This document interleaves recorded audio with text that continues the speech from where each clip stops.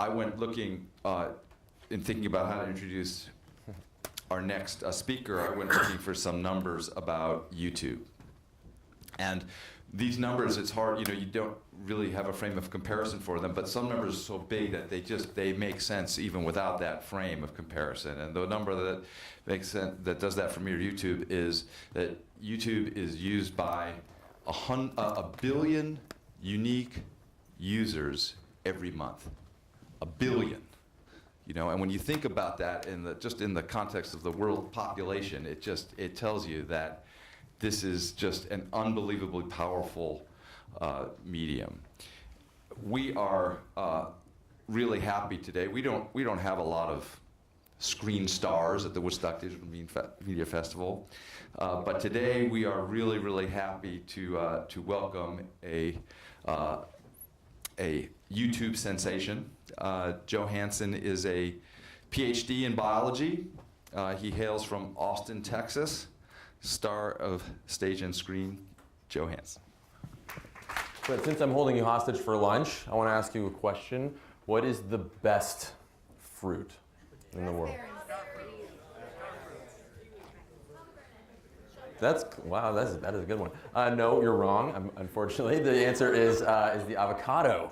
Great guesses, though. I mean, I do have a PhD, so it's understandable I would know things that you don't know. Yeah, but I am a recovering biologist. I still talk about biology on my videos, but there's photographic proof. But instead of, back then I used to ask really complicated questions that very few people could understand the answers to. We used to hide the answers as much as possible. Now we ask on my show and the shows that my friends do simple questions, and we try to come up with answers that everyone can understand. One we did recently was why people are afraid of spiders, which should be very obvious when you look at that thing, but I'm willing to put myself through a little bit of punishment for that. The thing is that a question, what is the best fruit, is not really a scientific question, but what the heck is going on with avocados, I think, is a scientific question. I mean, for a fruit, it's green. That's not really a good start. It's kind of mushy. It's wrinkly. It has a golf ball thing in the middle. A lot of you mentioned berries. Avocado is a berry. Little known fact. You know what is not a berry? Basically all berries. So, technically speaking.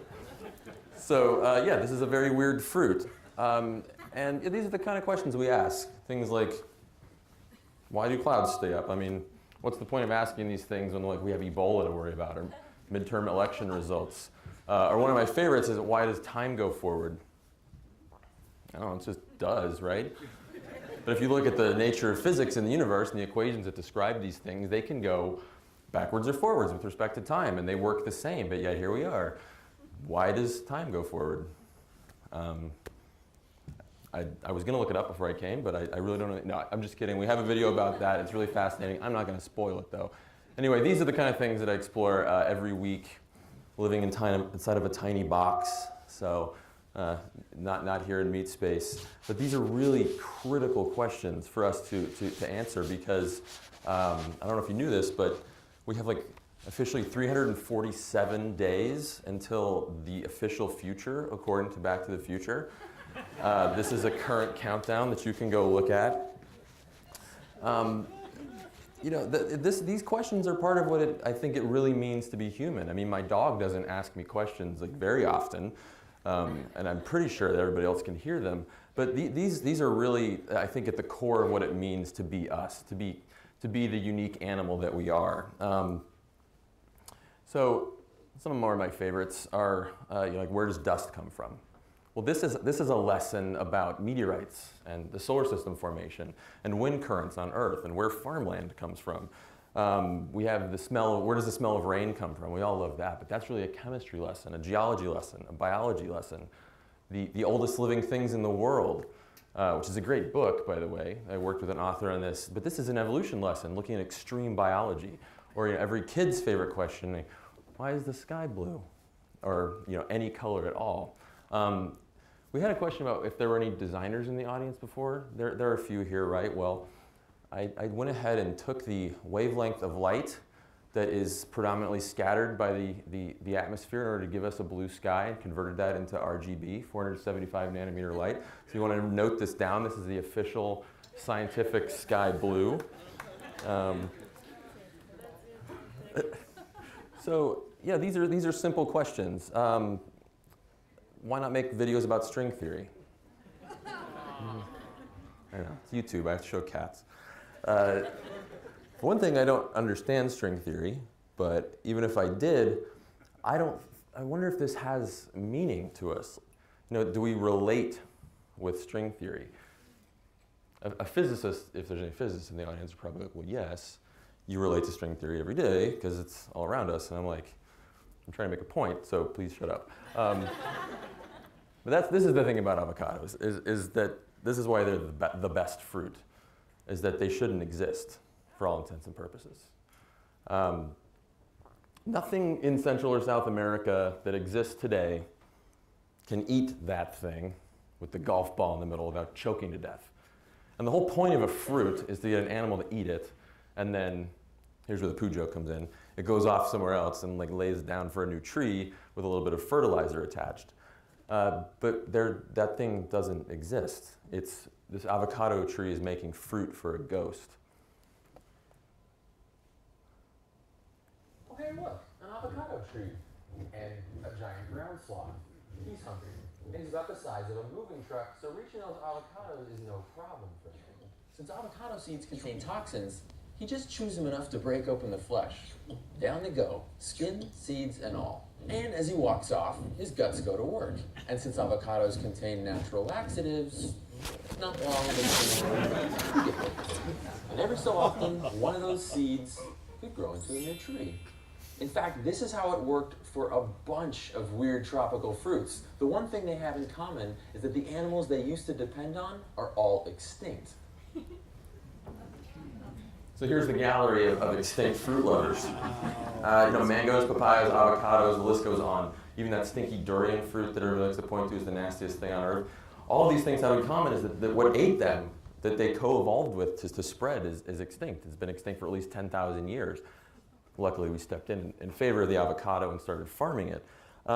Take a mango, like literally the most annoying seed on earth would be so like, Dinotherium or something would get so aggravated with it, they would just swallow it whole and then go do the thing. Ginkgo, I'm up in the Northeast, we don't have these trees where I'm from. Is everybody familiar with the berries that fall from ginkgo trees? They smell kind of like rotting meat in the fall. New York is famous for this aroma. The ginkgo tree is one of the oldest trees on earth.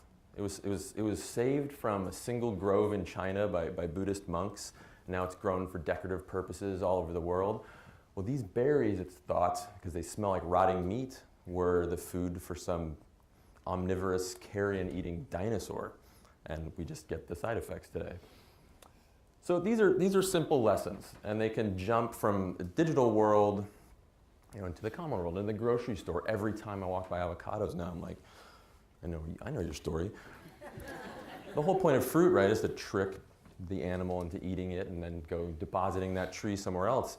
And that's the same thing that I do with my videos, is hide a little bit of knowledge in there, hide the science in kind of this like sweet, fleshy, delicious package, and then hopefully we go get some curiosity tree planted somewhere else.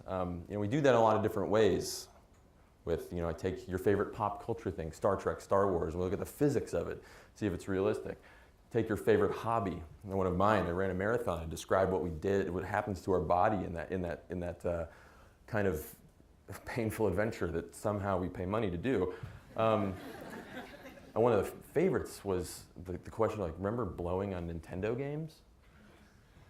Why? Like, why did we do that? And obviously, this is an opportunity to look at cognitive biases. If you start with the conclusion that the moon landing is a hoax, or that man-made climate change isn't real, well, maybe you can find some evidence that says you're right, but you'll have to ignore a whole lot more evidence that says you're wrong.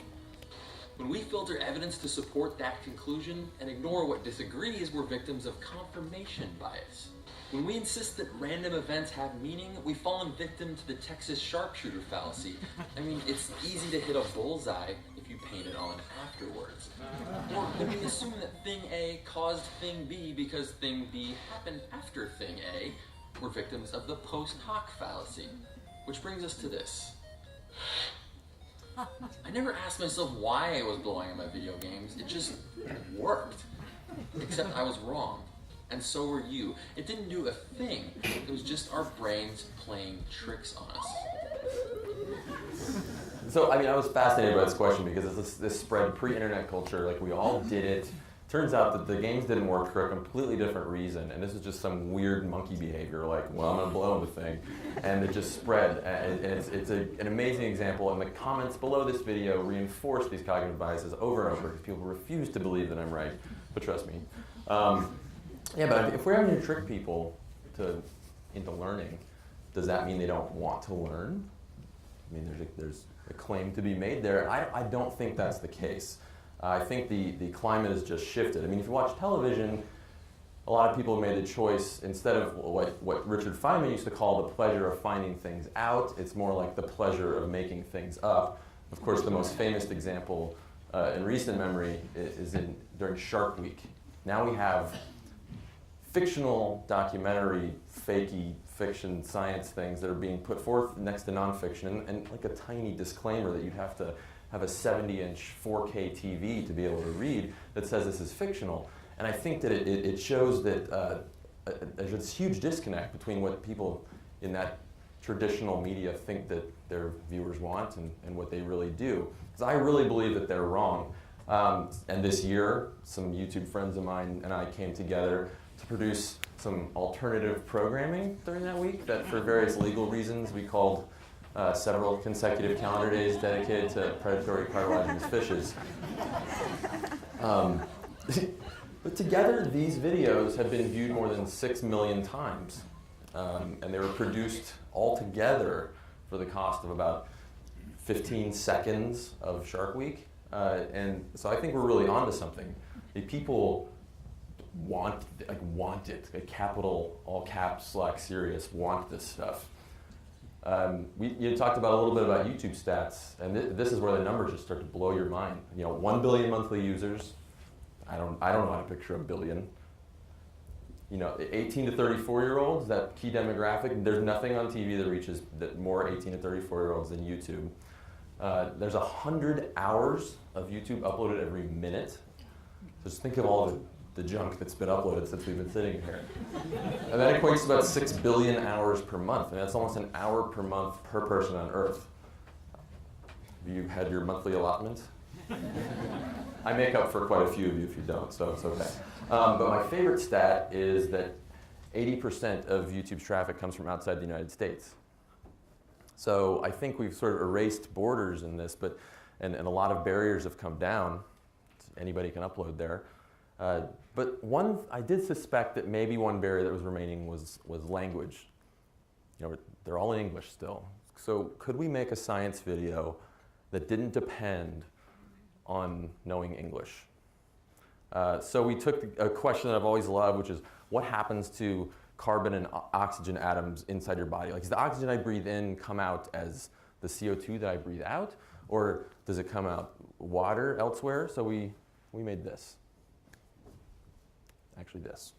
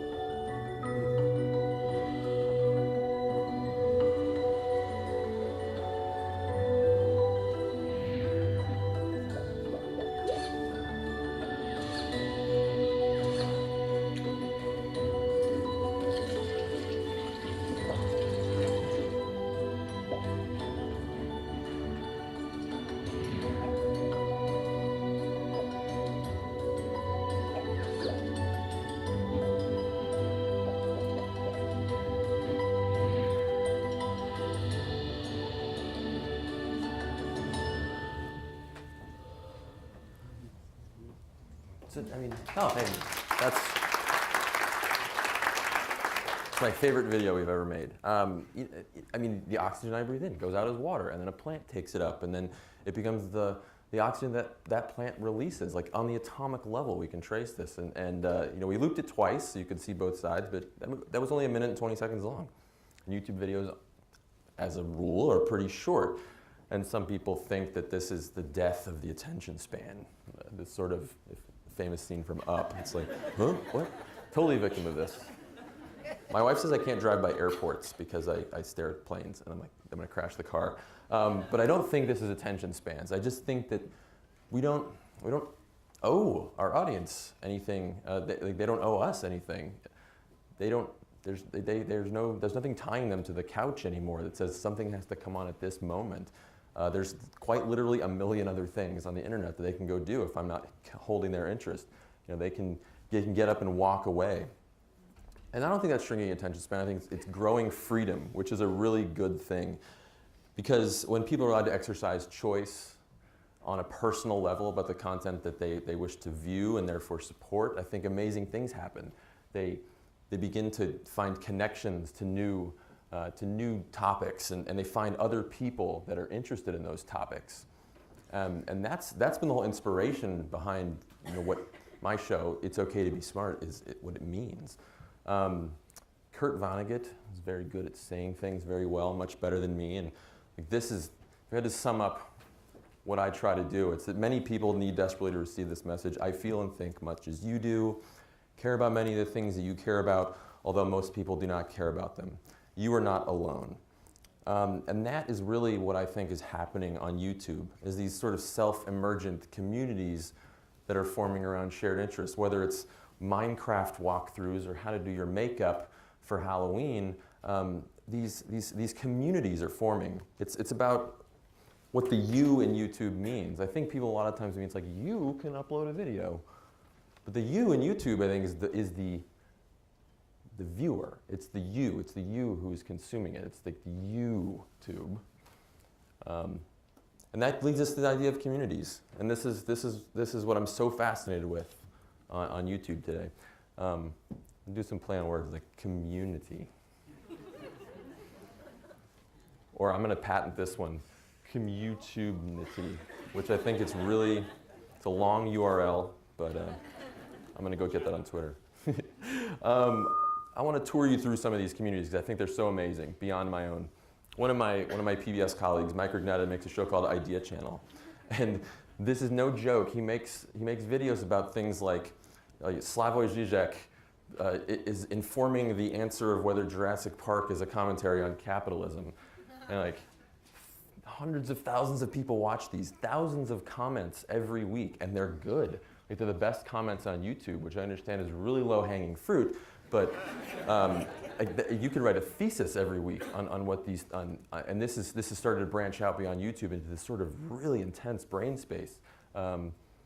Strong communities like, take SciShow, another science show produced by Hank Green, who anybody who lives in New York, like that's the guy who's on the subway cars right now as they're driving by. They've plastered his face there. That's how strong this community is to make this guy an international celebrity. But they've leveraged that with this thing called Project for Awesome to decrease global world suck. And they've been able to leverage their community of millions to raise last year over $800,000 in sort of like a micro charity donation scheme. And of course, it wouldn't be YouTube without cat videos. This is my friend Dustin from Alabama. He's a rocket scientist. He shot a cat with a high-speed camera. Because you can't have YouTube without cat videos. But Dustin said, well, what if I can make a video about the physics of cats falling?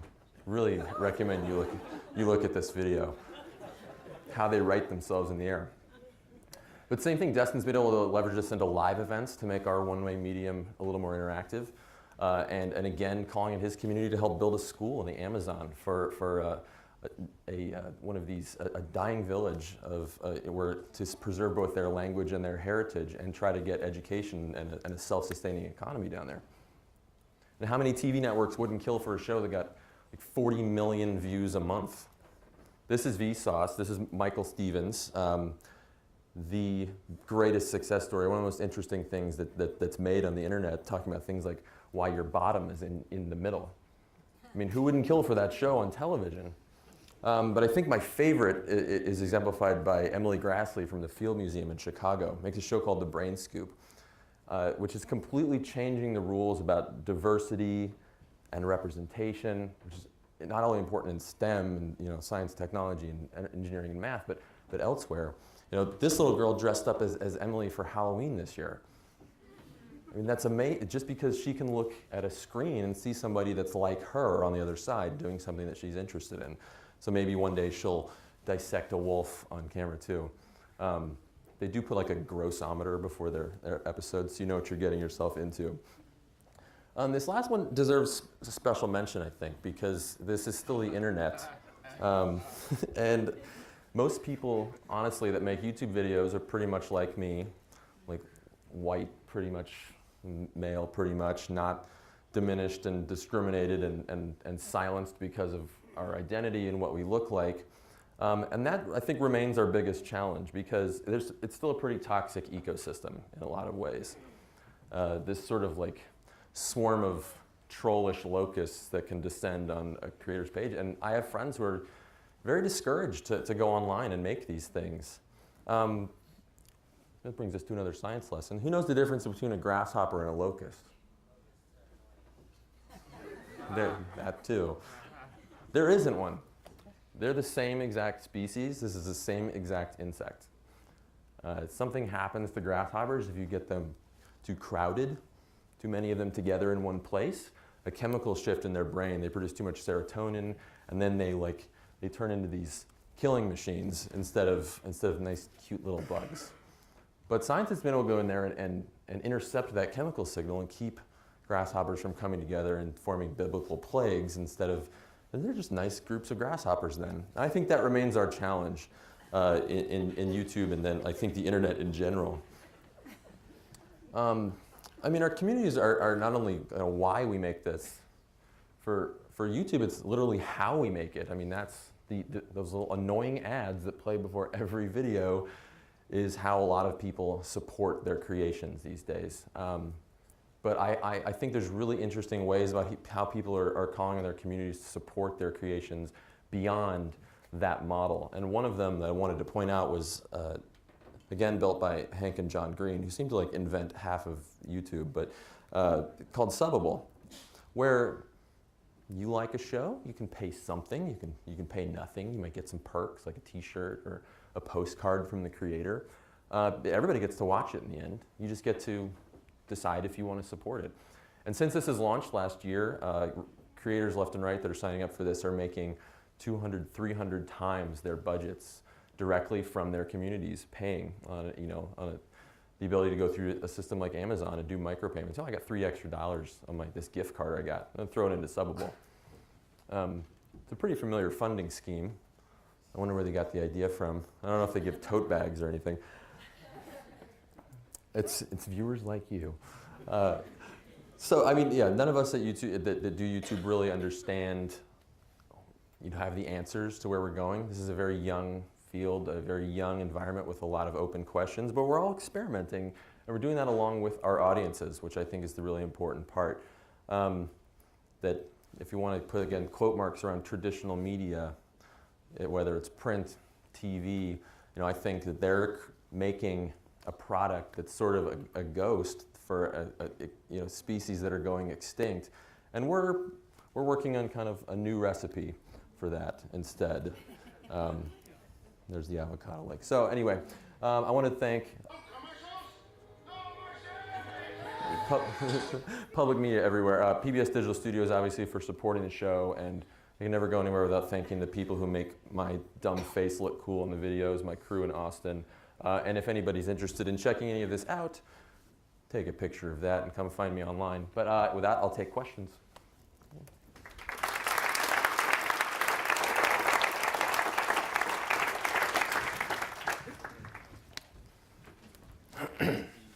Thank you so much. I'm a scientist, and I really enjoyed your the life cycle of oxygen and carbon video, for instance.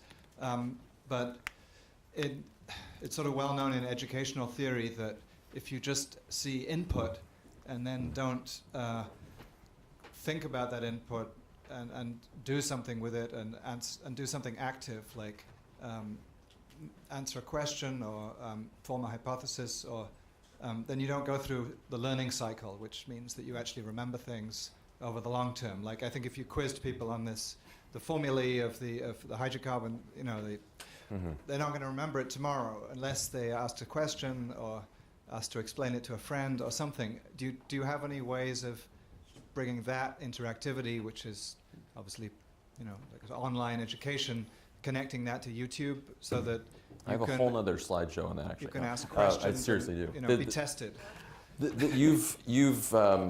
It's a great question that hits on, I think, the biggest need and the biggest, it's honestly an unanswered question. When we talk to teachers, it's still a one-way medium. There's not good interactive systems being built. So we've had some education meetings at YouTube and talked to the engineers about, hey, we would like ways that we could do testing, quizzing, or at least the ability to link people out to greater resources. If we could build other digital experiences that could go along with the videos. We don't honestly even have good answers for how our videos are being used in classrooms. We get very anecdotal, oh, I used your video in class today. And it seems like there are some teachers who have begun to use them as relation tools with their students, hooks, ways to kind of stay cool and keep active in the classroom.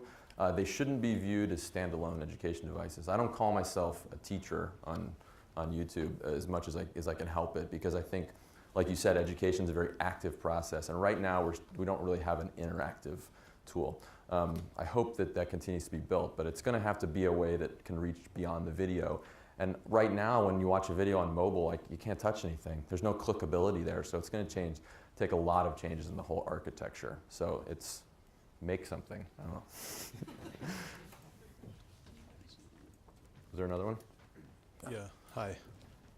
I'm going to just turn the page a little bit to something more on the practical side. What does your studio look like, and what skills do you have to be able to do this?